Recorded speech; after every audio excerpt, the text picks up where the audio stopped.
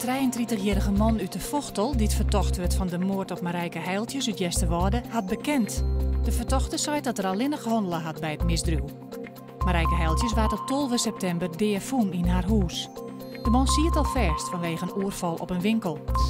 Ambtenaren liet het slachtoffer binnen van intimidatie en pesterij op het gemeentehuis van Smellingeloon, roepen collega's op haar ondervindings te melden. De ambtenaren gaan op internet een zwartboek maken onder de naam zwartboeksmallingeland.wordpress.com. De provincie wil meer squallen in het voortzet onderwijs trijetalig maatje. Op dit stuit binnen de 3 middelbare squallen in Friesland dat erbij een onderwijs in het Engels, Nederlands en Fries krijgen, onder oren het Lutger in Burgum. De 15-jarige hutfietser Douwe Skaafsma van de Vallom had een tijdritfiets gekregen. Die is alleen nog van bijzondere talenten.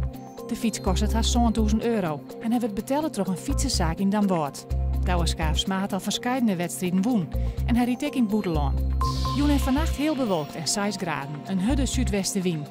Morgen droeg waar maar zinnen, maar wel kouder als joet maar 11 graden. De wind draait naar het noorden.